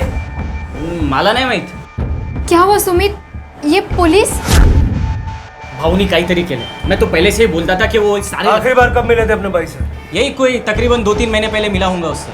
आपके भैया और भाभी दोनों लापता हैं और उनकी गाड़ी यहाँ से 2 बिल्डिंग छोड़ के मिली है। तो साहब हम लोग क्या करें? उसकी गाड़ी है, वो कहीं पर भी रखे। मेरे पास अपनी पुरानी 2 व्हीलर है जो बिल्डिंग के नीचे ही खड़ी रहती। वो आपके पास नहीं आए? उसे जरूरत ही क्या? और अगर आता भी ना तो धक्के मार के निकाल देता उसे मैं। एक तो जात के बाहर वाली लड़की से शादी उसने की और सजा हम लोग को मिल रही है। वो कैसे? पैसे। नया बिजनेस शुरू करने के लिए बाबा मुझे पैसे देने वाले थे, लेकिन जयदेव घर छोड़कर चला गया। बाबा को लगा कल उठकर अगर मैं भी घर छोड़कर चला गया तो उनका क्या होगा, इसलिए उन्होंने मुझे पैसे देने से इनकार कर दिया। और एक दिन जब मैं अपना हिस्सा मांगने लगा प्रॉपर्टी में तो उन्होंने मुझे भी घर से निकाल दिया। चल निकल जा, बाबा कुछ नहीं मिलेगा तुझे। बड़ा आया हिस्सा मांगने के लिए, बड़े बेटे ने तो नाक कटवा दी अनाथ लड़की से शादी करके, और तू आया हिस्सा मांगने? कुछ नहीं मिलेगा, चल निकल जा, कुछ नहीं मिलेगा। बाबा वाला मेरा हिस्सा पाहिजे। नहीं मिलेगा, निकल जा मेरे घर से, कुछ नहीं मिलेगा तुझे। आओ जाओ दे ना साहब, मेरे को तो उसके बारे में बात ही नहीं कर। अगर आपका भाई यहाँ है या उसके बारे में कोई भी खबर मिले, सबसे पहले आप हमें बताइए। मनोज बड़ा ही अजीब भाई, इतनी बड़ी बात हो गई और उसे कोई फर्क ही नहीं पड़ता।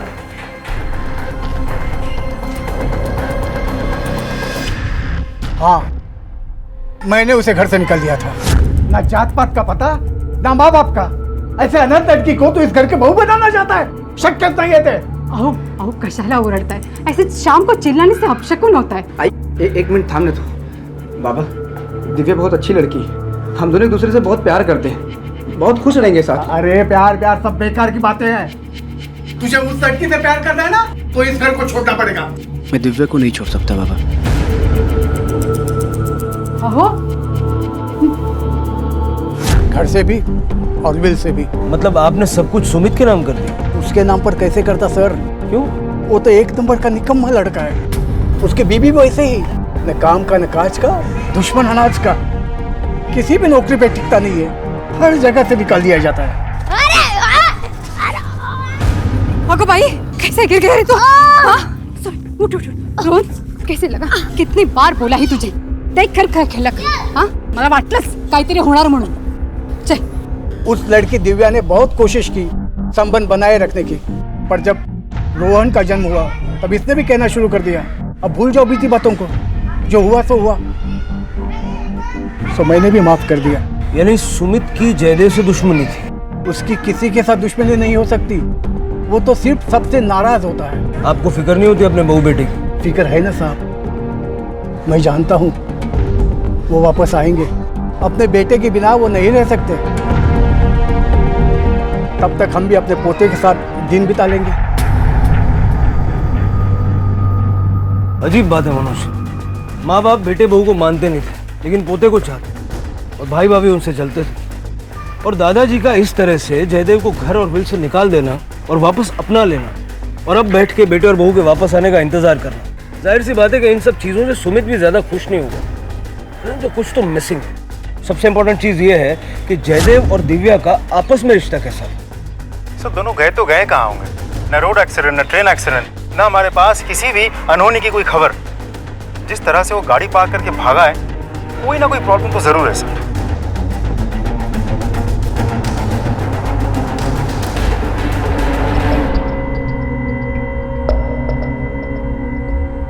जय जय, हम कब तक यहाँ पर रहेंगे?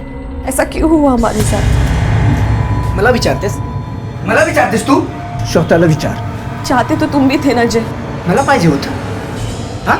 मला पाहिजे होतं? जय जय, मुझे माफ कर दो प्लीज प्लीज, ये सब ठीक कर दो। मुझे रोहन के पास जाना है। मुझे रोहन की बहुत याद आ रही है। मुझे उसके पास जाना है। एक माँ दिव्या अपने बेटे के पास जाने के लिए तड़प रही थी, पर वो जा नहीं सकती थी। आखिर ऐसी क्या मजबूरी थी? ऐसा क्या किया था जयदेव और दिव्या ने कि वो अपने बेटे रोहन के पास नहीं जा सकते थे? पुलिस जयदेव और दिव्या की तलाश किसी जुर्म के सिलसिले में नहीं कर रही थी। पुलिस रोहन के माँ बाप को ढूंढ रही थी और उनसे पूछना चाहती थी कि अपने बच्चे के पास होने की बजाय वो अचानक कहां लापता हो गए। पुलिस के लिए जयदेव और दिव्या के आपसी रिश्ते के बारे में जानना बेहद जरूरी था। हाँ, जयदेव शादी के बाद अपने माँ बाप से अलग होकर बहुत उदास रहता था, बट अपनी वाइफ से बहुत प्यार करता था वो। इतनी केयर अपनी वाइफ की तो शायद ही आजकल को देखने मिलती है सर। जयदेव अपनी वाइफ से बहुत प्यार करता था। वाह यार, तो भाभी की बहुत ख्याल रखता है। अरे तू आगे आगे देखना, अभी सरप्राइज उसके लिए। खाना भी बढ़िया बनाता है यार, क्या बात है। बीवी है मेरी, प्यार करता हूँ, कभी कभी सरप्राइज तो कर ही सकता हूँ। दिव्या अपने पति से बहुत प्यार करती थी, ये सबको पता है। बहुत अच्छा कपल था। नहीं सर, वो तो बहुत आइडियल कपल थे, हमेशा इतना खुश रहा करते थे। मैंने देखा है उनको कई बार, ऐसा कुछ नहीं था उन दोनों के बीच।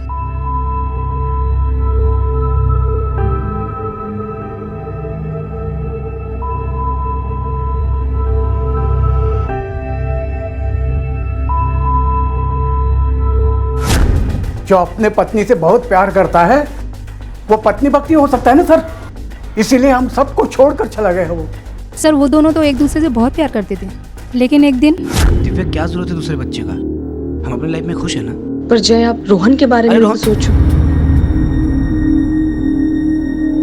Hello ma'am. हेलो।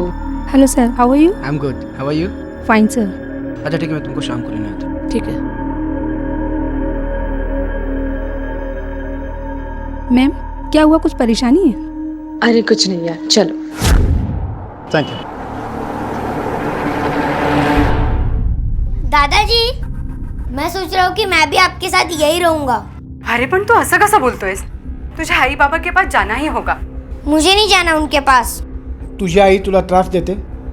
आई तो ठीक है, मगर बाबा वो हमेशा मुझ पर चिल्लाते रहते, नहीं तो चुपचाप बैठ जाते, जैसे अभी आप बैठे हो। बहुत बोलता है, जब देखो ये ऐसे गेम खेलते रहता है। ऐसे गेम खेलने से भविष्य नहीं बनता। जा शाळेत जा, थोडं शिक जा। झाला ना नाराज? अरे बिल्कुल माँ पे गया है, बदतमीज कहीं का।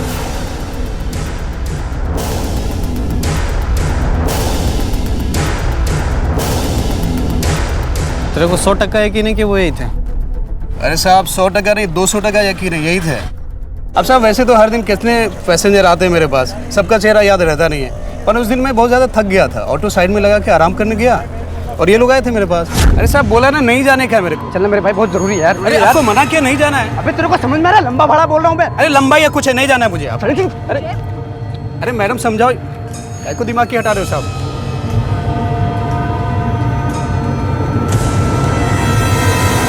और उसी बीच में मेरा दोस्त राधे आया ऑटो लेके, वो उनके साथ चला गया। राधे का फोन नंबर है? अरे साहब लो ना, 98210 लिखो साहब। दहीसर ईस्ट से उठाया था। दहीसर ईस्ट में कहाँ? चेकनाका के पास से साहब। तुमसे बात हुई थी? वैसे तो हम लोग तब तक नहीं बोलते जब तक पैसेंजर बात नहीं करता, लेकिन उस दिन ट्रैफिक बहुत था तो वो जल्दी करने को बोल रहे थे। अरे ये भाई थोड़ा एक्सीलेटर पे जोर दे, जल्दी चल। ट्रैफिक बहुत है साहब, ऐसे में क्या जल्दी करूं मैं। छे तुम्हें वो जगह याद है जहाँ उनको छोड़ा था? जी साहब। चलो।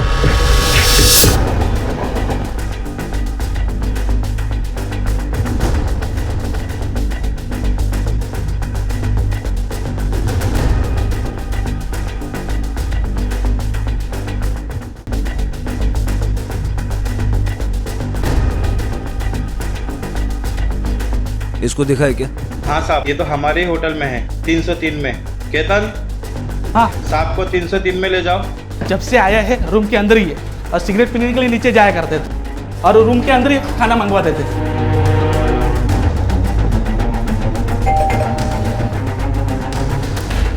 दरवाजा क्यों नहीं खुल रहा? पता नहीं साहब, कल रात को ही खाना दिया था, आज सुबह से दिखाई नहीं दिया। दरवाजा खुलो। ठीक है, चाबी लेके आता हूँ।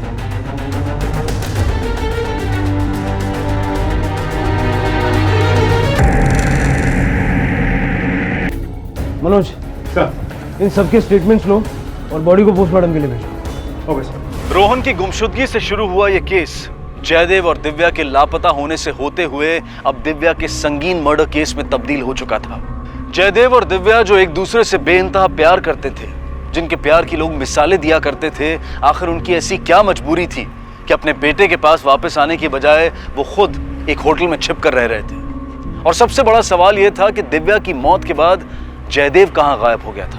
पुलिस के लिए केस अब और पेचीदा हो गया था। आखिर कहां था जयदेव? क्या उसकी जान भी खतरे में थी? जयदेव को ढूंढ निकालना अब पुलिस के लिए बेहद जरूरी हो गया था। देखिए, आपकी बहू की मौत का हमें बहुत अफसोस है, लेकिन मौत के तुरंत बाद से आपका बेटा जयदेव पवार मिसिंग है। तुम्हाला काय म्हणायचं? मेरे लड़के ने उस औरत को मार दिया? मला काहीच म्हणायचं नाही, लेकिन शक की सारी सुइयां आपके बेटे की तरफ जाती हैं। मेरा लड़का किसी को मार नहीं सकता। ये सब उस औरत की वजह से हुआ है। किसी ने मार दिया उसे और सारा शक मेरे लड़के के ऊपर आ रहा है। जीते जी तो उसने हमें अलग कर दिया, अब मरने के बाद भी हमारी जिंदगी बर्बाद कर रही है वो। आपको कुछ कहना है? अब इसे क्या पूछ रहे हैं, मैं बता रहा हूँ ना। आप कुछ देर शांत रहिए, बोलिए। नाही साहेब, मला काही माहिती नाही आहे। मुझे पता नहीं ये सब कैसे हुआ, पण साहब सुबह से मेरी बाई आँख फड़क रही है। मुझे लगा कुछ ना कुछ जरूर बुरा होगा आणि झालं।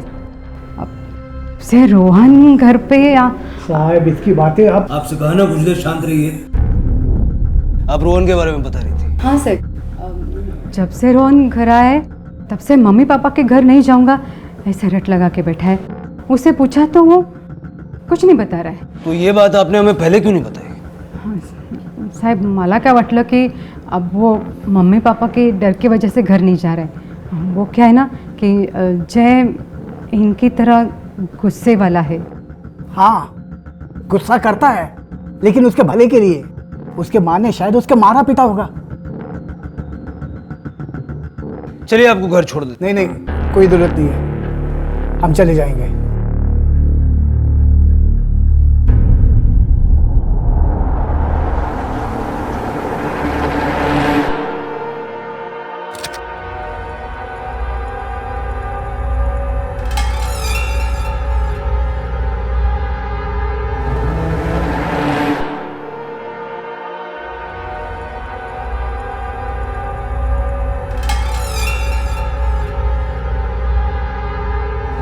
बोल रे, कशाला बोलवलं मला इथे? अरे सुमित, आलस तू? सुमित, मुझे तेरी मदद चाहिए। देख मेरे पास दूसरा कोई जगह नहीं है जाने को। मला थोड़े पैसे पाहिजे। मी कशाला करू तुझी मदत? हाँ? तुम्हारी वजह से आज ये मेरी हालत है। ना तो मेरे पास कोई ढंग का काम धंधा है, ना ही अपना घर है और ना ही पैसे। तो जो तेरे पास नहीं उसका जिम्मेदार मैं थोड़ी हूँ। और भूल गया तू, जब भी तेरे को मदद की जरूरत थी तो मैंने हर बार तेरी मदद की। तुम दोनों की वजह से मेरी जिंदगी बर्बाद है। ये बक भाऊ, मेरे से बहस मत कर, मैं तेरी कोई मदद नहीं कर सकता। ये सुमित बात सुन, तेरे को मदद नहीं करनी थी तो फिर आया क्यों इधर? पहला मना करना चाहिए था ना तेरे को। तेरी हालत देखने आया था। तेरे को ऐसे हालत में देख के मैं कितना खुश हूं ना, मैं नहीं बता सकता तेरे को। तेरी बहनी कौन वही नहीं रे? तूने दूसरे जात वाली लड़की से शादी नहीं की होती ना तो बाबा ने तेरे को घर से नहीं निकाला होता। तेरा सारा गुस्सा बाबा ने मुझ पर निकाला और मेरे को भी घर से बाहर निकाल दिया। तेरी बहनी का किसी ने मर्डर कर दिया। अरे पहले ही मर गई होती ना तो अच्छा होता। ए भाऊ, तेरे आवाज से ना मैंने डरने वाला हूँ। हालत पर स्वतःची पैसे पाहिजे था। सुमित सुमित मेरी बात सुन। सुमित मैं तेरे हाथ जोड़ता हूँ भाई, भाई मुझे पैसे की बहुत जरूरत है। अरे हट रे भाई, मेरी मदद करना भाई। सुमित सुमित सुमित मेरी मदद कर दे यार भाई। सुमित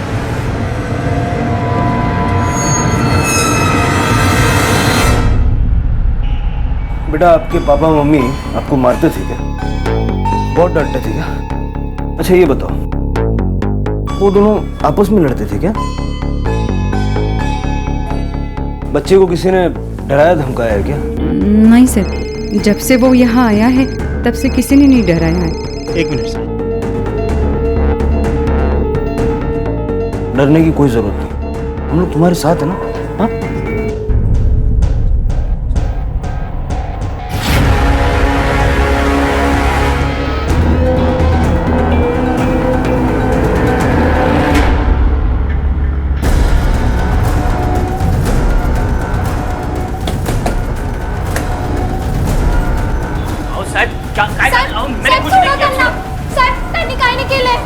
उन्होंने कुछ नहीं किया।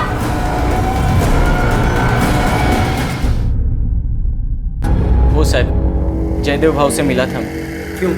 उसे पैसों की जरूरत थी इसलिए उसने मिलने बुलाया था। पैसों की जरूरत किस लिए?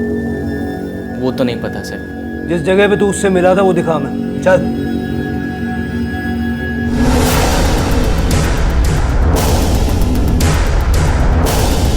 कहाँ पर? या इतेच भेटला होता तो साहब। उसके बाद वो कहाँ गया क्या किया मुझे कुछ नहीं मालूम। आसपास का एरिया अच्छे से चेक करो। हो सर। प्लीज मैं जाऊँ आता। ठीक है जा, लेकिन शहर से बाहर मत जाना। मनोज, इस पे भी नजर रखो। Okay sir.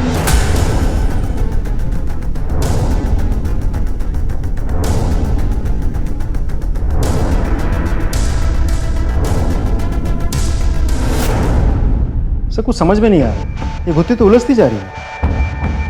जयदेव की कोई खबर मिली? सर रेलवे फाटक के मार्केट के आसपास हमारी पूछताछ जारी है, लेकिन अभी तक कोई इन्फॉर्मेशन नहीं मिली। मनोज, जयदेव का मिलना हमारे लिए बहुत जरूरी है, क्योंकि ये भी हो सकता है कि वो खुद किसी खतरे में।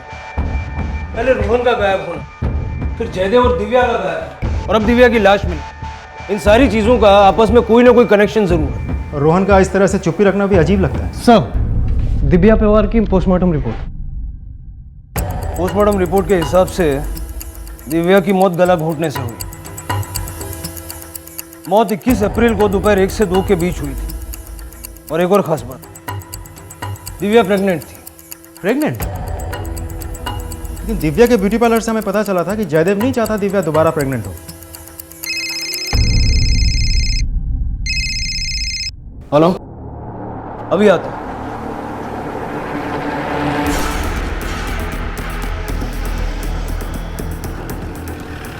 बोल रहा, तूने जो मुझे बताया ना, ये इनको बता। अरे वो क्या बताएगा, छोटा बच्चा है, उसकी बातों का क्या भरोसा। डर से शायद झूठ कुछ भी बोल देगा वो। आप जरा चुप रहिए। बेटा एक बात बताओ, मम्मी पापा किस बात पे लड़ते थे? मैं उनका बेटा नहीं हूँ इस बात पे। ऐसा आपके पापा ने आपसे कहा? पहले पापा कहते थे, फिर दोनों लड़ते थे, इसलिए मम्मी भी प्यार नहीं करती थी। मुझे पहले से पता था, उसका कैरेक्टर अच्छा नहीं है, ऐसी जाति वाले। पवार साहब, बेटा पापा और क्या कहते थे? हमेशा डांटते रहते थे, तू मेरा खून नहीं इसलिए तेरे कम मार्क्स आते हैं, और दिन भर खेलते रहता है। ठीक, तुम खेलने जाओ। आप लोग जानते हैं कि दिव्या प्रेग्नेंट थी? क्या? नहीं, आपको किसने बताया? पोस्टमार्टम की रिपोर्ट के हिसाब से मौत के समय दिव्या प्रेग्नेंट थी। उसका किसी से कोई अफेयर वगैरह? सर दिव्या का दोबारा प्रेग्नेंट होना और जयदेव का रोहन को एक्सेप्ट ना करना, ये दोनों एक ही बात की तरफ इशारा कर रहे हैं। हो सकता है कि दिव्या का किसी के साथ कोई अफेयर था और शादी के बाद उसके जिंदगी में वो दोबारा आने की कोशिश की। मनोज, लेकिन ये बात तो अब भी समझ में नहीं आ रही कि अगर बच्चा मिल गया था तो उसके बाद वो दोनों क्यों भागे। दिव्या और जयदेव दोनों के कॉल रिकॉर्ड्स हैं ना? Yes sir. हर नंबर पे फोन करो और पता करो दिव्या के नाम पे कोई और सिम रजिस्टर्ड है क्या। अगर दिव्या का किसी से कोई अफेयर था तो इस बात का पता हमें चलना चाहिए। जयदेव के बारे में कोई खबर मिली? सर चारों तरफ अलर्ट कर दिया है, मिल जाएगा खबर बहुत जल्द। क्या वाकई में रोहन जयदेव का खून नहीं था? कहते हैं कि बच्चे मन के सच्चे होते हैं, और अगर रोहन की बात सच थी तो क्या दिव्या का किसी के साथ अफेयर था? इस सच को जानने के लिए पुलिस ने जयदेव और दिव्या से रिलेटेड सभी लोगों से संपर्क किया और उन दोनों के फोन कॉल रिकॉर्ड्स को बारीकी से चेक किया, और इन कॉल रिकॉर्ड्स में मिले एक अननोन नंबर ने इस केस का रुख पूरे तरीके से बदल दिया। सर दिव्या का दूसरा सिम तो नहीं था, लेकिन उसे घर के लैंडलाइन के डिटेल्स मिले। लैंडलाइन के डिटेल्स से हमें एक नंबर मिला है जिसपे कई बार बात हुई थी जिस दिन दिव्या और जयदेव गायब हुए थे। किसका नंबर है? सर कोई शिवम नायर नाम का शख्स है, उसे हमें कांटेक्ट करने की कोशिश की, लेकिन उसका फोन फिलहाल बंद आ रहा है। हमने पता किया तो पता चला कि उस दिन से उसका फोन गायब है जिस दिन से पवार कपिल गायब है। आणि या शिवम नायरच्या मोबाईलचा लास्ट लोकेशन काय होतं? सर पवार यांची सोसायटी।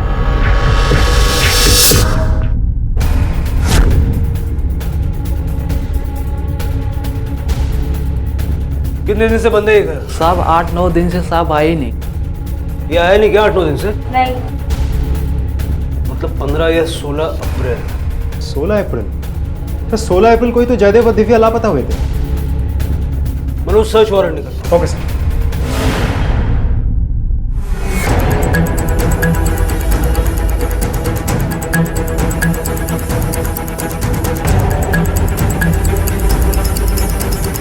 सारा घर छान मारो। सर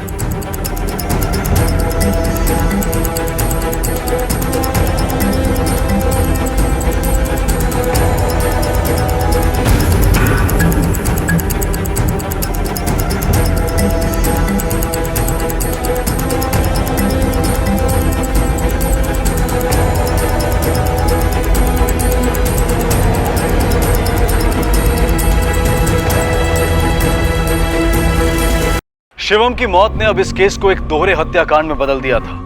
आखिर कौन था ये शिवम नायर? इसका जयदेव और दिव्या के साथ क्या रिश्ता था? क्या शिवम का दिव्या के साथ कोई अफेयर था? इन सारे सवालों के जवाब जानने के लिए पुलिस को शिवम की जिंदगी को बारीकी से टटोलना बहुत जरूरी था, और जयदेव के पुलिस को अब तक ना मिल पाने की वजह से ये केस उनके लिए एक चुनौती बन गया था। शिवम नायर की बॉडी की पोस्टमार्टम रिपोर्ट मिल गई।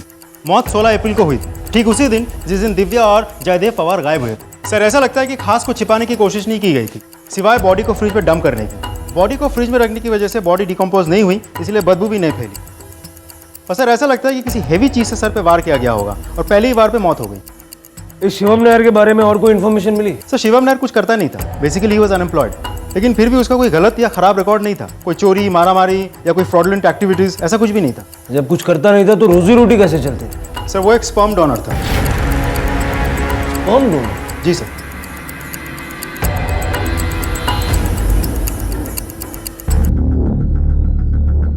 हाँ ये शिवम नायर ही है।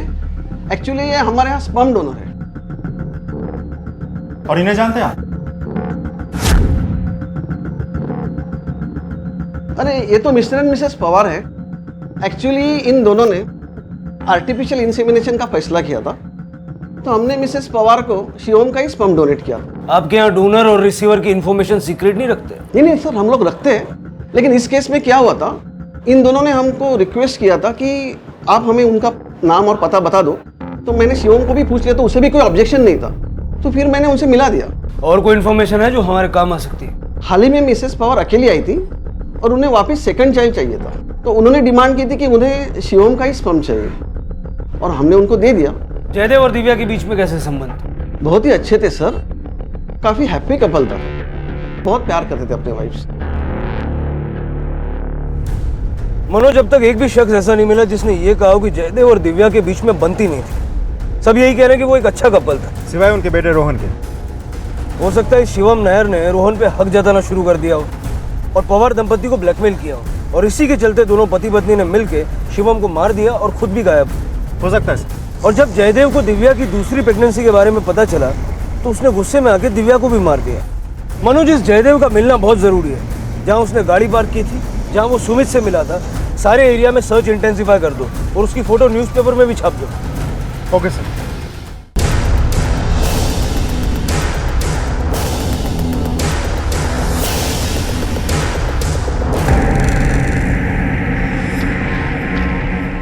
आप किसी शिवम नायर को जानते हैं? शिवम? कौन शिवम नायर? जय के इतने सारे फ्रेंड थे, हम सबको नाम से थोड़ी जानते थे।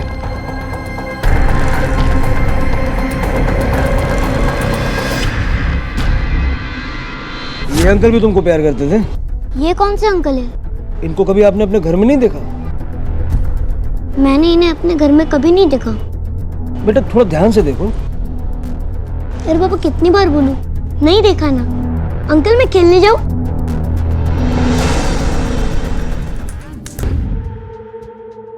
अभी हम पुलिस स्टेशन नहीं जा सकते, कुछ दिनों के लिए हमें कहीं छिपना होगा। मगर रोहन? अरे तू रोहन की टेंशन मत ले, उसको आई बाबा संभाल लेंगे।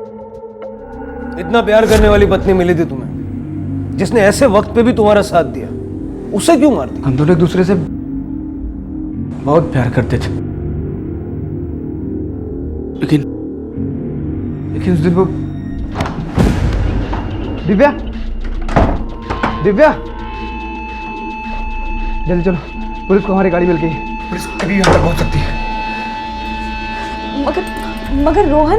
अरे रोहन को मार गोली, उसको आई बाबा संभालेंगे, तू चल मेरे साथ। नहीं, मैं रोहन को अकेला छोड़ के कहीं नहीं जा सकती। अरे तेरा दिमाग खराब हो गया है क्या? तू रोहन के चक्कर में फंसाएगी हमें, चल मेरे साथ। मैं रोहन को अकेला छोड़ के कहीं नहीं जा सकती, मैं उसकी माँ हूँ। लेकिन मैं उसका बाप नहीं हूँ। नाजायज है। रोहन नाजायज नहीं है। एक और बार अगर तूने रोहन का नाम लिया ना तो तेरे को जान से मार दूंगा मैं पुलिस को जाके ये सब सच बताऊंगी। बहुत होशियार समझता था ना तू अपने आप को, लेकिन एक बात तू भूल गया, जो उनकी फितरत ही ऐसी होती, करने वाले को भी नहीं बख्शता। अक्सर हम प्यार में अपने आप से कुछ उम्मीदें कर बैठते हैं और ना चाहते हुए भी हम उन सभी उम्मीदों को पूरा करने में लग जाते हैं, भले ही हम उससे खुश ना हो। और कई बार हमारा यही रवैया हमें अपराध करने पर मजबूर कर देता है। जयदेव के साथ भी ऐसा ही कुछ हुआ। अपनी खुशी को भूलकर वो दिव्या के लिए रोहन को अपनी जिंदगी में ले तो आया, पर उसे कभी अपना नहीं पाया, और इसी घुटन ने जन्म दिया अपराध बोध को। झूठ की जिंदगी कभी लंबी नहीं होती, और खासकर उस झूठ की जो अपने आप से बोला गया। इसी विचार के साथ अब मैं अनूप सोनी आपसे विदा लेता हूं। फिर मुलाकात होगी अगले एपिसोड में एक और चौंका देने वाले केस के साथ। तब तक अपना और अपने परिवार का ख्याल रखें और देखते रहें क्राइम पेट्रोल डायल 100। सबक एक को, सीख हम सबको। जय। क्राइम पेट्रोल्स के और भी दिलचस्प कहानी देखने के लिए हमारे चैनल को सब्सक्राइब करें और बेल आइकॉन दबाना न भूलें।